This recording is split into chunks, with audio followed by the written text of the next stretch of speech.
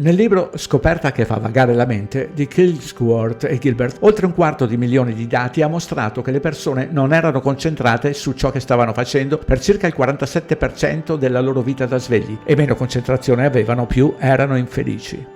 Decenni di ricerca dimostrano che quasi metà della vita quotidiana consiste in comportamenti automatici eseguiti senza un processo decisionale consapevole.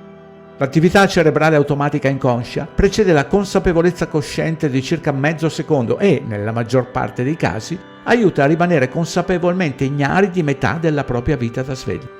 Esiste un'impostazione predefinita in cui il nostro sistema nervoso entra ogni volta che perdiamo la concentrazione e divaghiamo. Studi scientifici l'hanno identificata come modalità di rete predefinita.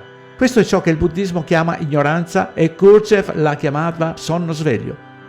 Molte tradizioni spirituali hanno diagnosticato la condizione umana come una disattenzione cronica e hanno insegnato diverse pratiche per porre rimedio a questo problema e aiutarci a svegliarci.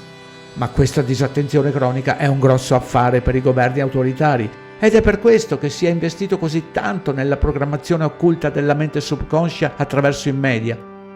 Se le persone si accontentano di vivere metà della loro vita inconsapevoli a se stesse, allora un sistema di governo gestirà la loro vita come meglio crede.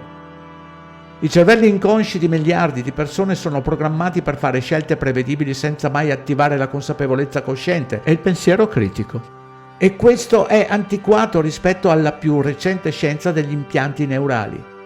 Il claustro è un sottile strato irregolare di neuroni presente in entrambi gli emisferi cerebrali e presenta una connettività corticale bidirezionale maggiore di qualsiasi altra struttura. Si ritiene che sia il direttore d'orchestra che collega tutti i flussi sensoriali in un'esperienza cosciente unificata. Nello studio Coe-Bessi del 2014, gli elettrodi sono stati posizionati tra il claustro sinistro e l'insula anteriore di un paziente cosciente che stava eseguendo dei compiti. Quando hanno attivato l'elettrodo, il segnale a 14 Hz ha causato un'immediata interruzione della consapevolezza cosciente. Il paziente aveva uno sguardo vuoto e non rispondeva ai comandi, ma continuava ad eseguire i suoi comportamenti automatici. Una volta disattivato l'interruttore, il paziente ha sperimentato un recupero immediato senza alcun ricordo dell'interruzione. Se la coscienza può essere disattivata con un segnale a 14 Hz e la maggior parte delle persone opera già inconsciamente per metà del tempo, le implicazioni per l'autonomia sono profonde. Una consapevolezza di sé focalizzata porta più felicità e successo e, per i praticanti abituali, molto di più.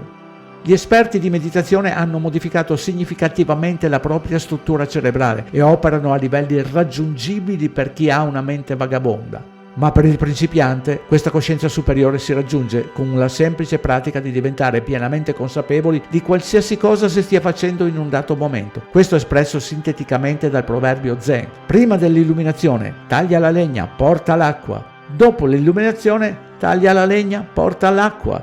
Una parte significativa della popolazione agisce in modalità automatica e prende decisioni basate su stimoli inconsci. E non c'è molto che si possa fare al riguardo. Ma se si desidera veramente la libertà, il modo di pensare zombie predefinito deve essere superato attraverso una pratica quotidiana regolare. Non costa nulla e si può iniziare subito.